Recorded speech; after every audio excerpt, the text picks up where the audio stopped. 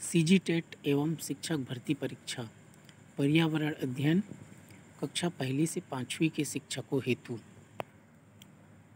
ये इम्पॉर्टेंट है, ये वाला फसल इसमें से एग्ज़ाम में पूछता ही है। जैसे आपका है खरीफ की फसलें, तो खरीफ की फसलें इसमें आप याद रखें एग्ज़ाम में क्या आता है। जैसे ये कौन से समय बोई जाती है, जून से जुलाई में बोई जाती है और नवंबर दिसंबर में काटी जाती है। इस प्रकार ये प्रश्न पूछता है। उसके बाद इसकी फसल को पूछ देता है कि खरीफ की कौन कौन सी फसलें हैं। जैसे कि इसमें से कोई भी दे देगा, जैसे कि आपका दे दिया जैसे कि ये ज्वार कौन सा फसल है, रबी खरीफ ऐसे करके। तो प्रमुख खरीफ फसलें धान, मक्का, ज्वार, बाजरा, मूंग, मूंगफली, गन्ना, सोयाबीन, उड़द, कपास आदि। दूसरा है रबी की फसल। यह फसल अक्टूबर नवंबर में बोई जाती है, मार्च अप्रैल में काट ली जाती है। तो इसको आपको मेन याद रखना है, अक्टूबर नवंबर और मार्च अप्रैल में काट लिया जाता है। फिर इसके फसल को याद रखना है। तो प्रमुख रबी फसलें हैं आलू, जौ, चना, सरसों, गेहूँ, मटर, बरसीम।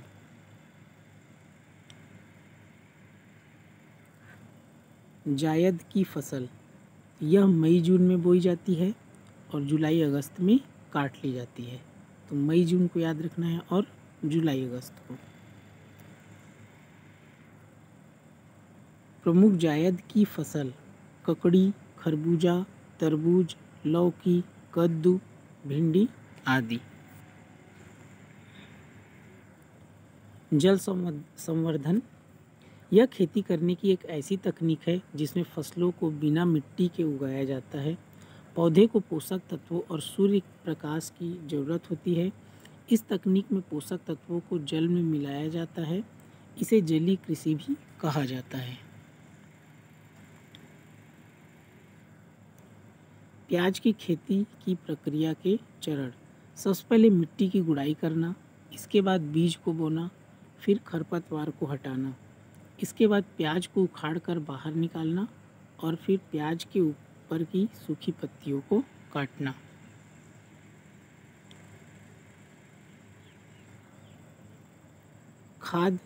खाद पशुओं के मलमूत्र, पौधों के अवशेष और अन्य कार्बनिक पदार्थों से बनी होती है।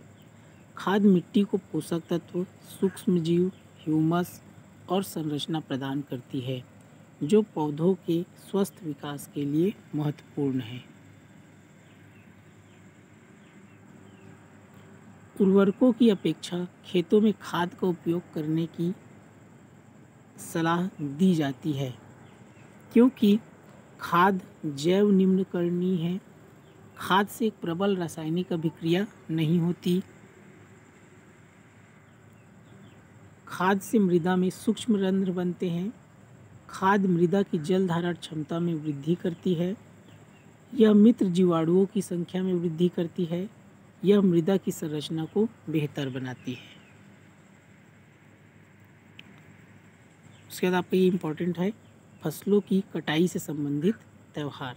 इस पर याद रखेंगे मकर संक्रांति कहाँ कहाँ है। देखिए उत्तर प्रदेश, बिहार, मध्य प्रदेश, गुजरात, राजस्थान, पंजाब, हरियाणा, हिमाचल प्रदेश, उत्तराखंड आदि में मनाया जाने वाला त्यौहार है।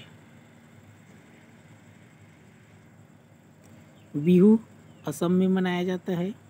बैसाखी का त्यौहार 13 या 14 अप्रैल को मनाया जाता है। यह त्यौहार पंजाब और हरियाणा में अधिक मनाया जाता है।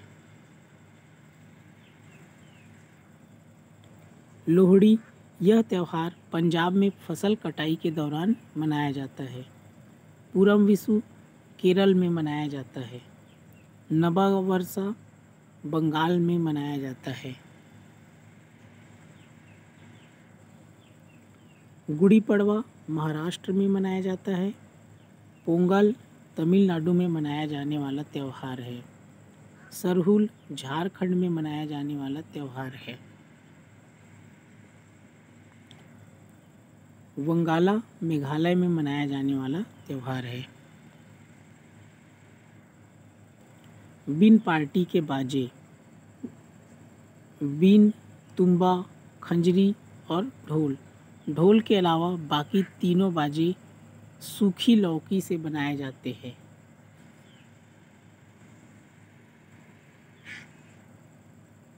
उधियू, सर्दियों में खेत में ही ताज़ी सब्जियों को मसालों के साथ एक मटके में भरते और उसको सील बंद कर देते।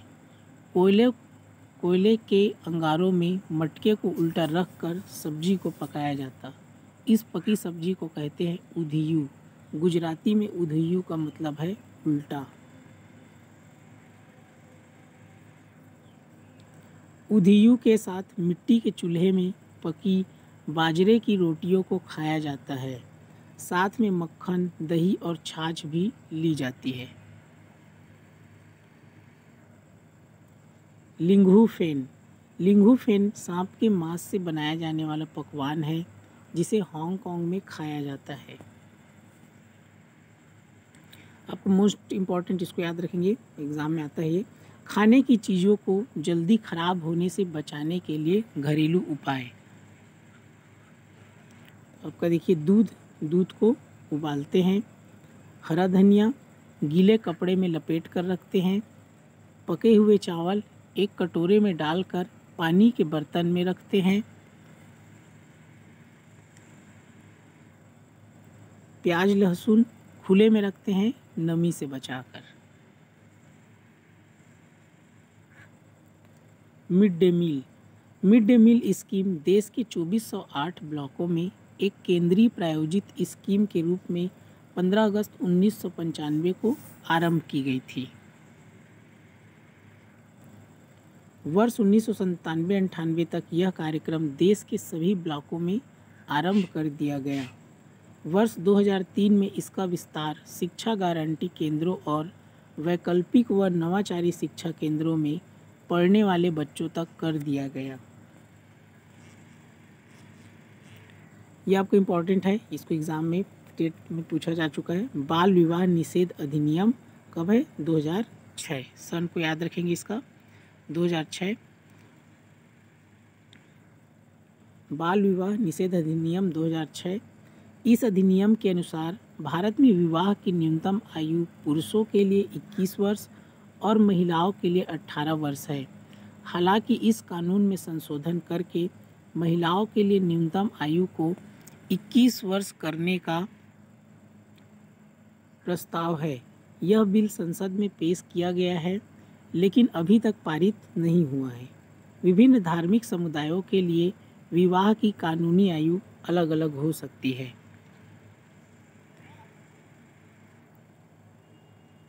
मिश्रणों को अलग करने के तरीके। थ्रेसिंग या गहाई करना। काटी गई फसल से बीजों या दानों को भूसे से अलग करना थ्रेसिंग करना या गहाई करना कहलाता है। इस प्रक्रिया में डंठल को पीटकर अनाज के बीज निकाले जाते हैं और डंठल को अलग कर दिया जाता है। यह कार्य कंबाइन मशीन या थ्रेसर द्वारा किया जाता है। इसका एग्जाम्पल आप याद रखेंगे, जैसे कि थ्रेसर से किसको करते हैं हम लोग, ये आपका है गेहूं या धान के दानों को उनके तनों से अलग करना थ्रेसर से।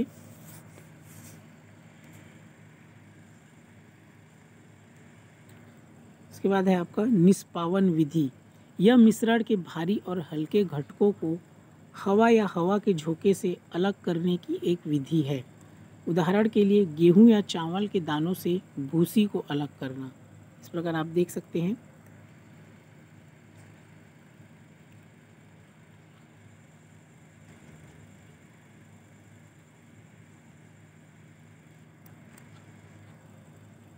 निस्पंदन या निथारना। यह विधि एक फिल्टर पेपर या कपड़े के माध्यम से मिश्रण को पास करके एक अघुलनशील ठोस को तरल से अलग कर सकती है। ठोस कण फिल्टर पेपर में फंस जाते हैं जबकि तरल गुजर जाता है। उदाहरण के लिए चॉक, पाउडर, रेत को छानकर पानी से अलग किया जा सकता है। तो आप एग्जाम्पल को याद रखेंगे कि वो कौन सा वाला है। जैसे ये चॉक, पाउडर, रेत को छानकर पानी से अलग किया गया, ये कौन सा है आपका? निस्पंदन या निथारना। तो इस प्रकार आप एग्जाम्पल को याद रखेंगे।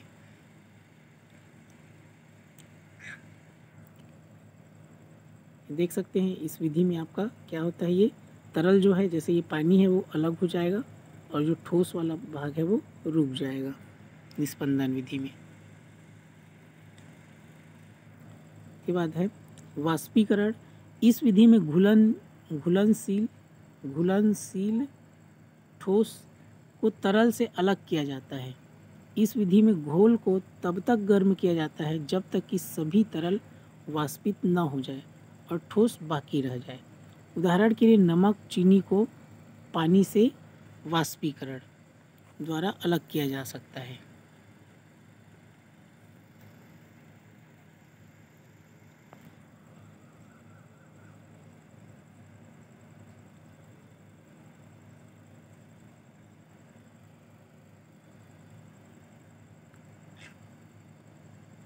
आसवन। यह विधि घोल को उबालकर और वाष्प को एक अलग कंटेनर में संघनित करके एक तरल को घोल से अलग कर सकती है। कम क्वथनांक वाला तरल पहले वाष्पित हो जाता है और एकत्र हो जाता है, जबकि अन्य तरल या ठोस मूल कंटेनर में रहता है। उदाहरण के लिए आसवन द्वारा पानी को खारे पानी या इथेनॉल से अलग किया जा सकता है।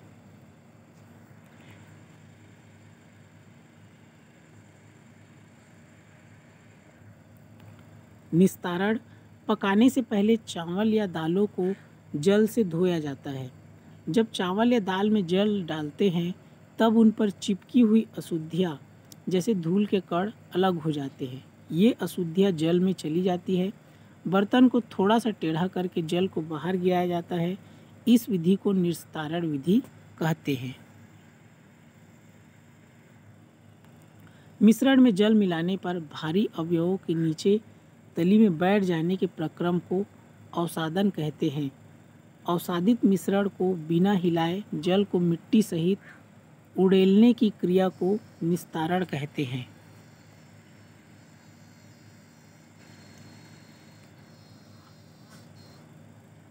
तेल तथा जल को उनके मिश्रण से इसी विधि द्वारा अलग किया जा सकता है।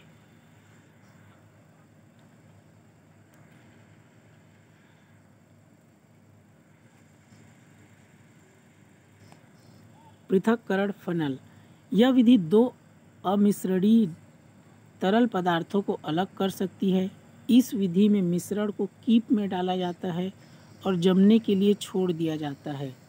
सघन द्रव निचली परत बनाता है और नल के माध्यम से बाहर निकाला जा सकता है, जबकि कम सघन तरल ऊपरी परत बनाता है और ऊपर से डाला जा सकता है।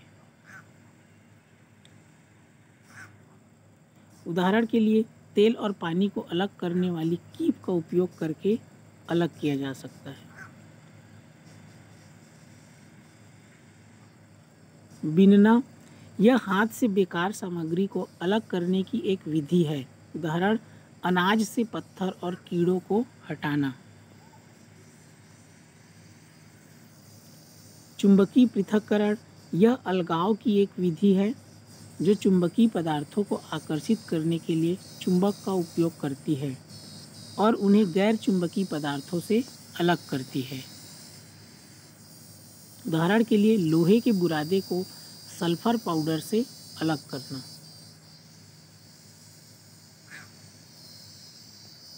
छानना। यह पृथक्करण की एक विधि है जिसमें विभिन्न आकारों के घटकों वाले ठोस मिश्रणों को अलग करने के लिए छलनी का उपयोग किया जाता है। उदाहरण के लिए मोटी रेत और कंकड़ से महीन रेत को अलग करना।